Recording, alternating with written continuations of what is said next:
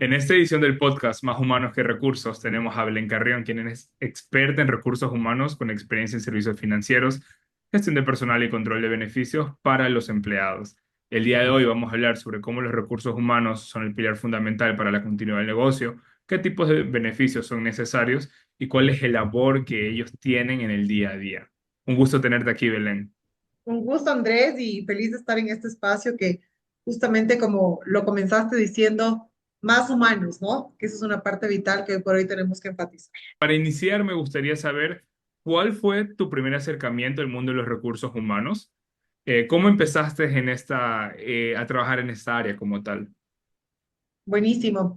A ver, creo que es importante recordar desde nuestros inicios, desde nuestros primeros pasos, qué es lo que nos va formando y nuestros mentores o líderes en las pasantías. En las pasantías tuve la oportunidad de entender el mundo de talento humano, de gestión de personas en Humana, que fue una aseguradora, fue mi primer lugar que me acogió para hacer mis prácticas y luego fue en el Citibank. Fueron mis primeros dos lugares en el que inicié a tener este contacto, ¿no? ¿Y cómo ha sido tu experiencia desde siendo pasante hasta ahora y estar liderando un equipo? ¿Cómo crees que ha cambiado? ¿Qué crees que ha cambiado? ¿Cuáles son los retos que has vivido? A ver, creo que principalmente el mayor insight que me llevo fue cómo tú vas evolucionando al rol de talento humano. En un inicio, y es la realidad, esto te digo hace unos 8 o 9 años, era apoya a las carpetas, a los files de la empresa, apoya el evento tal, o sea, era un concepto mucho más antiguo en el que el contexto, la pandemia, el cambio, hace que evolucione esto. Y uno de los principales desafíos es que te obliga a entender el core del negocio. ¿No? O sea, talento humano no puede ser ajeno a lo que está pasando en el negocio. No puede. O sea, creo que para mí esa es la enseñanza más grande y es el desafío que siento que todavía nos falta acá y es tener ese interés genuino de entender no solo la misión, visión, valores de la empresa, sino realmente cuáles son sus desafíos, cuáles son las metas, cuáles son esas próximas funcionalidades de la empresa. No puede estar alejado y no puede solo ser visto como un área de soporte, es un área estratégica, pero va a partir del rol protagónico que tú lo tengas en una mesa directiva. O sea, de recursos humanos, talento humano, además, no puede verse como solo un área de soporte o administrativa que fue su evolución o pago de nómina. O sea, es un entendimiento psicológico del comportamiento de las empresas que tiene que ir a la misma velocidad del giro de negocio. Si no termina siendo un área administrativa.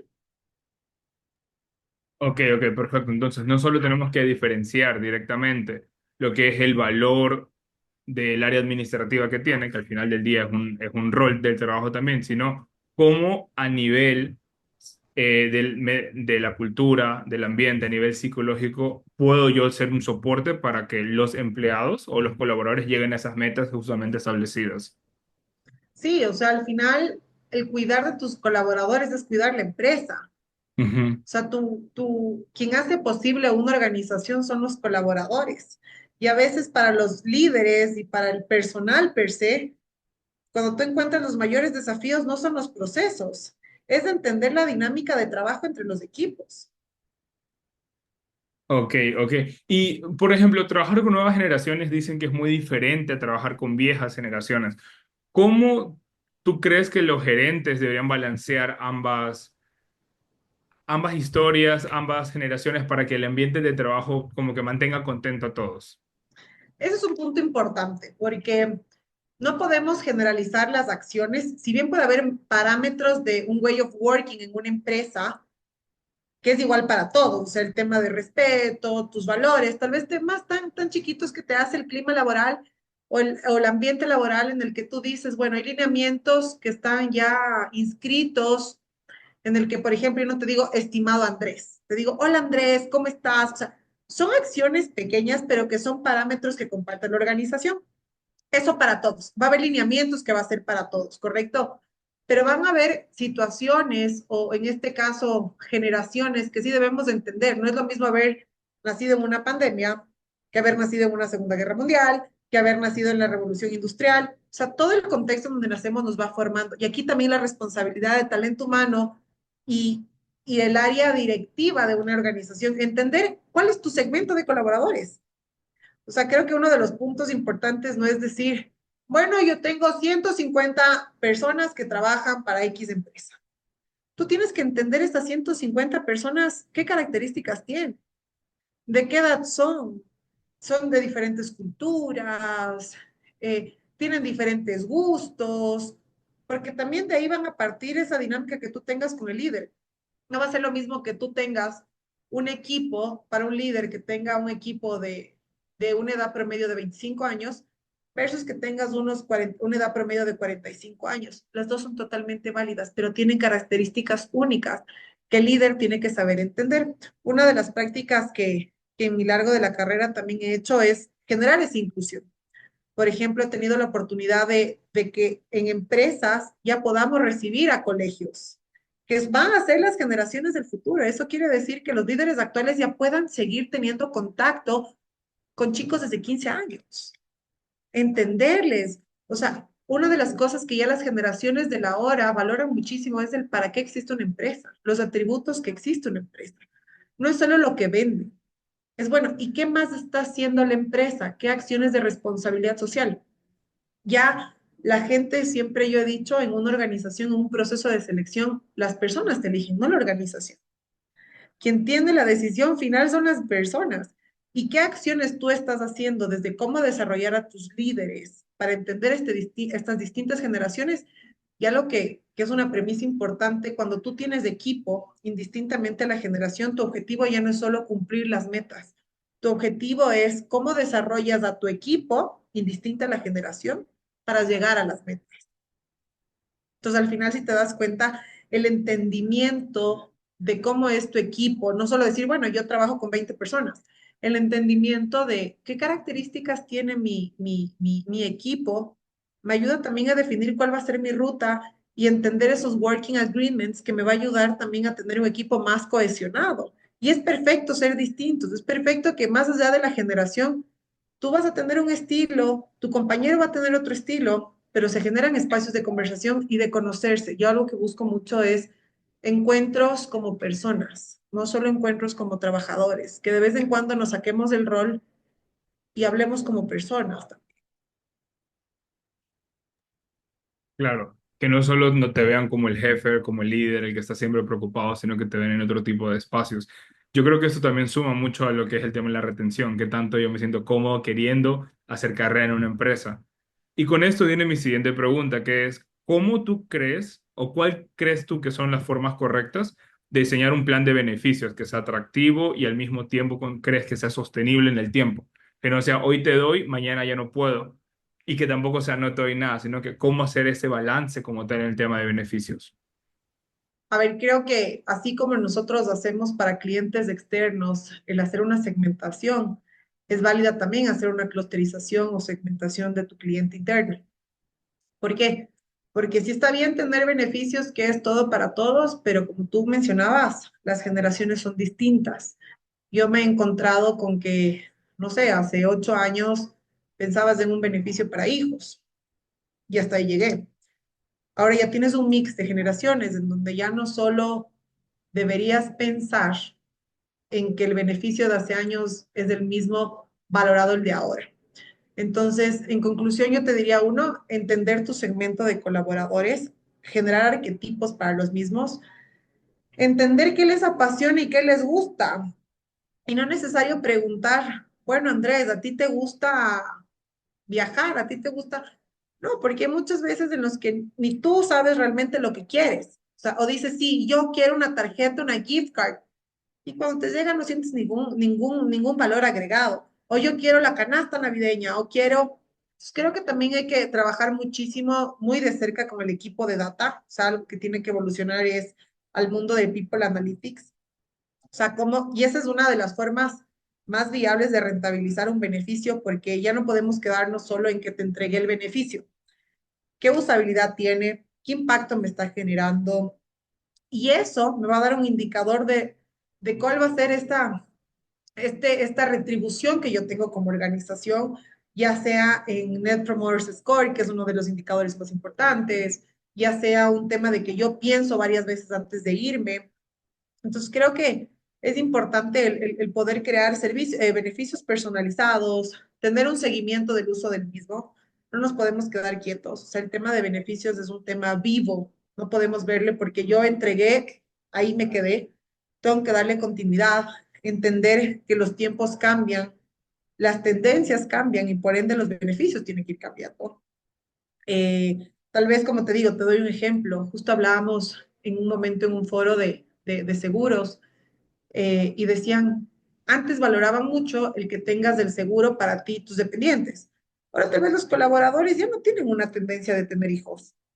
Tal vez si quieren el seguro para su perrijo. Y no está mal. Ojo, o sea, son realidades que van cambiando en el tiempo y no somos quienes para juzgar más allá de cómo navegamos en este cambio continuo, en donde la gente va valorando diferentes cosas y nuevamente, y sus intenciones de beneficio y bienestar pueden ir transformándose. Antes el bienestar para mí era que me entregues para mí mis hijos. Pero no tengo hijos, tu generación tal vez el 80% de tu equipo no tiene hijos. ¿Qué vas a decir? Chuta, qué pena. No, tienes que seguir indagando, ver qué creamos, decir, valora el perrijo, porque ya la gente no quiere, en alguno de los casos, no quiere tener hijos si no está feliz con su perrijo. Bueno, le doy esa opción. Quiere para los papás, para los hermanos. Entonces, es un ejemplo súper cortito que te digo que el que tú entiendas cómo es tu segmento del colaborador, qué características lo identifica y vayas viendo un beneficio, el impacto que tiene, ya sea en usabilidad. ¿Qué estoy haciendo? ¿Esto para qué me va a servir? Para que tal vez piense 2 o 3 veces antes de que elija una nueva oferta. El ambiente laboral, el clima y el ambiente laboral es un beneficio intrínseco, en el que tú no es que entregas algo per se, algo tangible. Tú eso vas creando con el trato que tienes entre la gente, el respeto que tienes, el cómo me trato, la flexibilidad laboral. O sea, son beneficios en los que tú no necesariamente entregas algo tangible, pero para el colaborador se vuelve tangible su experiencia de lo que está creando este ecosistema en la organización. Uno de los expertos que entrevistamos hace un par de episodios justamente dijo que el ambiente laboral no es solo hacer la fiestita o darle los kits de bienvenida, es hacer que se sientan cómodos y que los comentarios que hay en los pasillos sean igual de buenos como los comentarios que hay en los formularios. Tal cual, o sea, y eso es algo súper rico porque el ambiente laboral es es, pucha, es como una forma de trabajo en la organización, es cómo la organización reacciona frente a ciertos sucesos, cómo yo converso contigo, cómo yo llego hasta si tengo puestos de oficina, o sea, son cositas tan chiquitas como te decía en un mail, cómo me escribo, si tengo algún tema, te llamo, si hay algún tema difícil, no busco culpables, busco cómo apoyar al otro para poder solventarlo. El tener la confianza de decir, hoy psicológicamente no me siento bien, tengo problemas, o sea, el tener la tranquilidad de que puedo ser persona en una organización, en el que puedo decir, tengo la madurez de decir también, oye, esto no lo estás haciendo.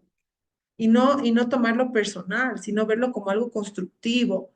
Entonces, el ambiente laboral va mucho más allá de eso. El tema de fiestas o eventos que mencionas puede ser una parte de, pero creo que el trato y el que una persona se sienta seguro, de estar en un lugar seguro, creo que impacta mucho más, porque eso es constante en el tiempo a una fiesta que va a ser en un momento puntual. Satisfacción inmediata a satisfacción permanente o recurrente, Correcto. por así decirlo.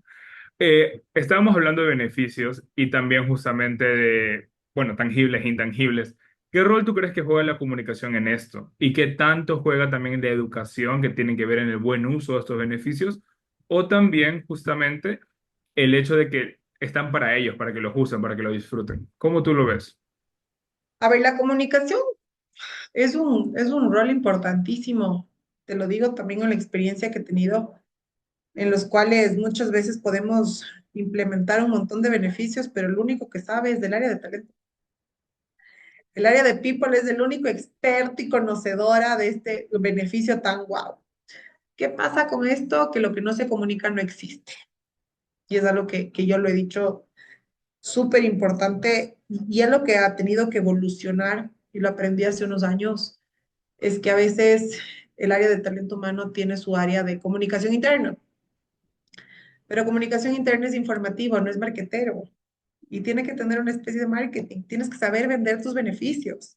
O sea, no solo puedes decir, bueno, Andrés, el día de hoy tú tienes este paquete de beneficios. Mira, Andrés, esto es súper valioso. Es más, me adelanto. Veo que vas a cumplir, no sé, X de edad, recién te casaste. Me adelanto a darte esto que es un beneficio para ti, tu esposa.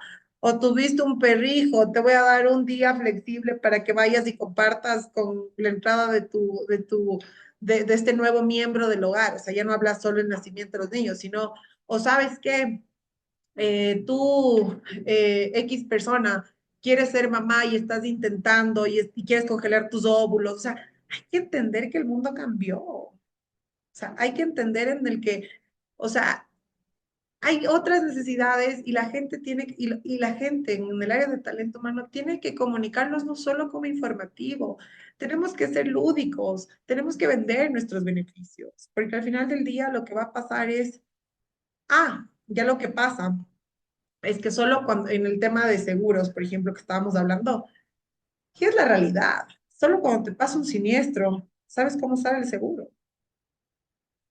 Entonces, cómo yo puedo convertirme en un articulador en donde, cómo acompaño en el journey de mi colaborador en estos momentos de verdad para darle a conocer estos beneficios?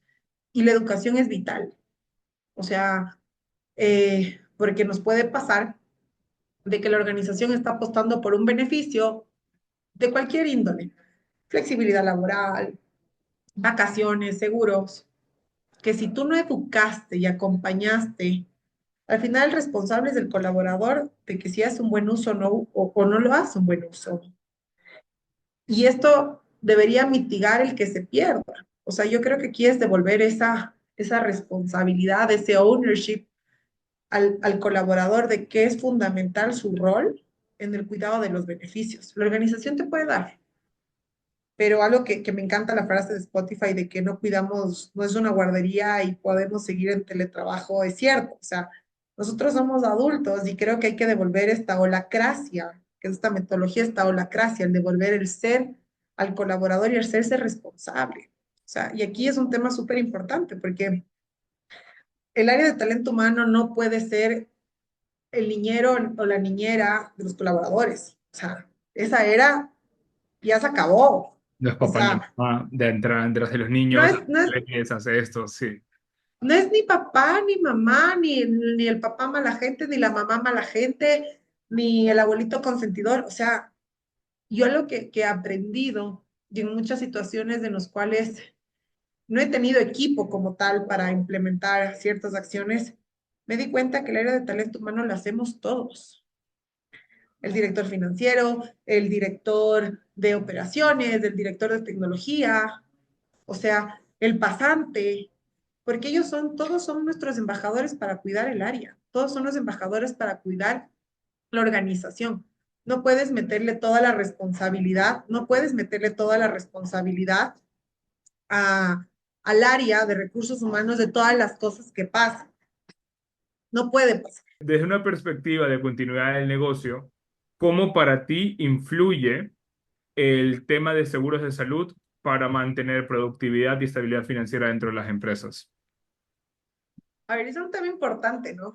Porque al final el tema de seguros termina siendo un aliado en temas de dos aristas. Uno, si bien la productividad, y dos, también una arista de un alivio financiero para los colaboradores, que a veces no lo ven. O sea, es impresionante cómo nuestra cultura en temas de seguros lo ve en algunos de los casos como un gasto y no lo ve como un alivio financiero.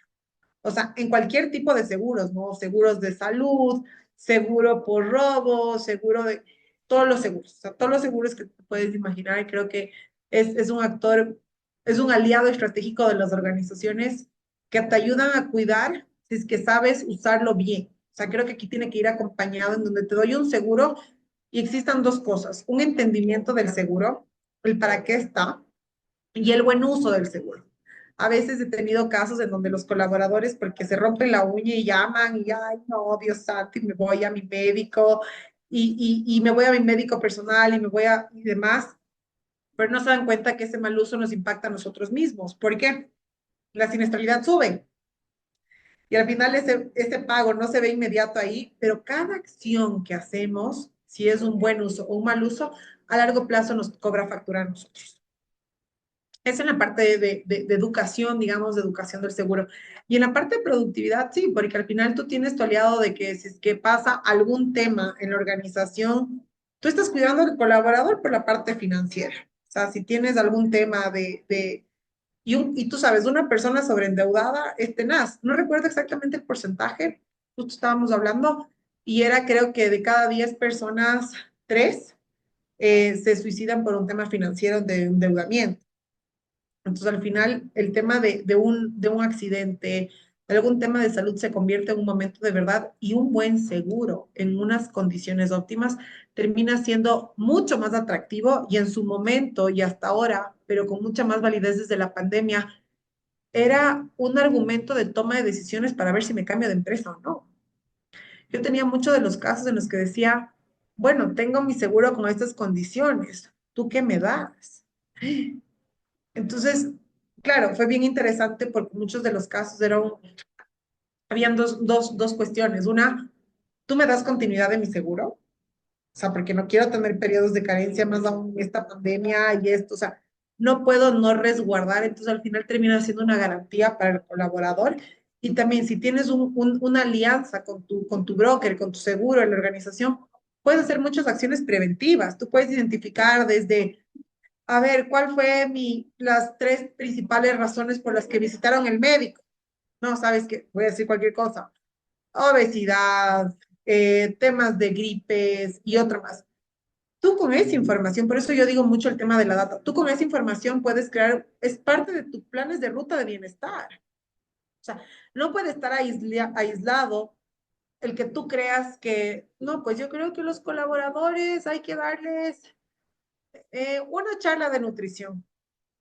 Sí, pero tus razones principales por las que están atendiéndose al médico no es nutrición.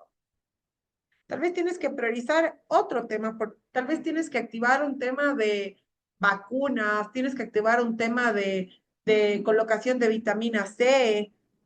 Al final, toda la data que tú vayas identificando como un aliado estratégico tuyo, el seguro, tiene que darte un plan de ruta o un input para generar acciones preventivas de salud.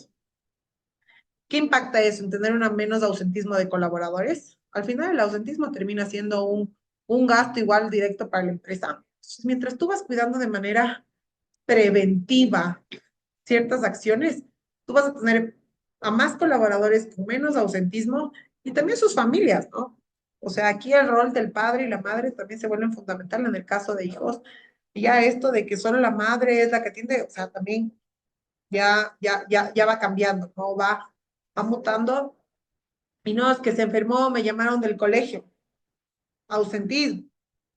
Entonces ya no podemos verle solo al colaborador como un ser propio, sino todo su contexto. Que tiene familia o cómo está conformada su familia para ya no solo llegar a atenderle a la persona como tal, sino también a todo su contexto familiar, que al final es lo que nos mueve, ¿no? Claro, entonces, cómo los riesgos personales o los riesgos familiares terminan afectando la continuidad del negocio que yo tengo.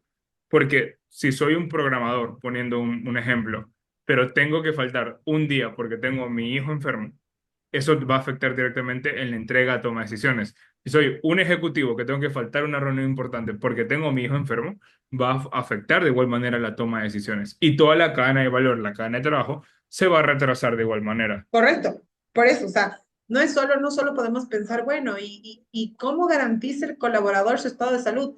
Sí, pero pensemos más allá, el colaborador no es solo. El colaborador o tiene padres, tiene hijos, tiene un contexto familiar en el cual su tranquilidad emocional va a depender también de cómo está su contexto familiar. Entonces, el tema de seguros no solo es para sí mismo, sino cómo actúa como un articulador de un contexto familiar del colaborador. Perfecto. Y justamente lo que quería agregar, entonces, los temas de prevención, volvemos al inicio de la conversación, tendrían que ir también en base al tipo de población que yo tengo. Usar los People's Analytics para saber, ok, este rango de entre 35 a 45 años van a tener una necesidad, este rango va a tener otra, y los que están más nuevecitos, los que están recién entrando, tal vez para ellos no sea tan relevante en el tema de salud, pero tal vez sus perrijos, tal vez sus padres, tal vez sus hermanos. Correcto, tal cual, tal cual. O sea, como te digo, creo que es un tema de que no hemos sabido aprovechar la data que tenemos. O sea, todas las organizaciones sabemos cómo es su contexto familiar, el de las personas, y creo que hay que saber usar eso a nuestro favor para, para entender ese contexto, hacer acciones más personalizadas, tener arquetipos de tu segmento, entender quiénes son tu población. No puedes solo quedarte con un número. ¿Y qué consejo tú le darías a los gerentes de recursos humanos para que empiecen a medir esa data, para que empiecen a aprovechar ese People Analytics que es tan importante, pero no lo aprovechan? A ver, ¿qué les diría? Que la apuesten, que empiecen con un piloto, así sea chiquito, que al menos se atrevan a entender o a escoger unas tres variables de su población para ver qué patrones en común encuentran y en base a eso tomar decisiones más acertadas. O sea, que se arriesguen a no tomar, a dar un salto distinto, a que ya no pensemos que lo que nosotros creemos que es lo que necesita el colaborador, realmente es lo que necesita. Tenemos data de la gente, que nos atrevamos, yo les diría, con que empecemos con una iniciativa chiquita, que esté creada en base a la data que nos puede entregar nuestro segmento de colaboradores, vayamos probando. Son hipótesis al final que tienen que irse probando e irle dando fuerza para que ya no solo sean supuestos, ya partamos de un, yo pienso que darles una manzanita en la media tarde es lo que quieren. Yo pienso que darles, pagarles, ponerles un chef en el edificio para que les da comida es lo que valoran. Creo que sí, sí empecemos a darnos cuenta primero a que se cuestionen de que si realmente cuántos de los que nos están escuchando tienen información más allá de que son hombres y mujeres. ¿Y qué porcentaje es hombre? ¿Qué porcentaje es mujeres? Entendamos qué porcentajes son padres, madres, qué porcentajes no quieren ser madres ni padres, sino que tienen perrijos como su hijo o hija. Y, y, y hagamos acciones en base a esta realidad, no a la que nos basamos y aprendimos los 5 años, que estemos dispuestos a desaprender cosas, que estemos dispuestos a equivocarnos, que estemos dispuestos a aprender y que de esos aprendizajes salgan nuevas acciones y que al final del día nuestra razón de existir son la gente y el negocio. Súper. Y ahora una última pregunta para poder cerrar este espacio. Imagina que estás iniciando de nuevo, bueno, que te encuentras a una Belén que recién está graduada, sus primeras pasantías. ¿Qué le dirías para que pueda tener una exitosa carrera en recursos humanos? ¿Qué le dirías para que sepa qué tipo, cómo escuchar a su población? A ver, ¿qué le diría? Uno, que evolucione su rol constantemente, sí o sí, que siempre tenga una curiosidad genuina en base al negocio en el que está. Sea una revista, sea un banco, sea un market, que siempre entienda la razón de existir de su organización en donde está. El para qué haces lo que haces. O sea, creo que eso es súper importante. El por qué ahora tengo beneficios, un solo beneficio para todos. ¿Qué pasa si es que hago beneficios personalizados? Y que tiene una responsabilidad tan grande que tiene que hacer que talento humano es una parte estratégica de la organización. No es solo un área de soporte, es un consultor que en base a la velocidad que este rol vaya entendiendo el negocio, puede realmente impactar positivamente los resultados de la organización. O sea, creo que es clarísimo de que el rol de, todos, muchos roles han evolucionado, muchísimos roles han evolucionado. A raíz de la pandemia se da mucha mayor importancia al rol de talento humano. ¿Por qué? Porque se identifica algo que ya era importante en otros países, ¿no es cierto? Que es el tema del bienestar. O sea, como el bienestar de equilibrio laboral, vida, trabajo, flexibilidad laboral, el que me trates como persona también, el que me sienta cuidada.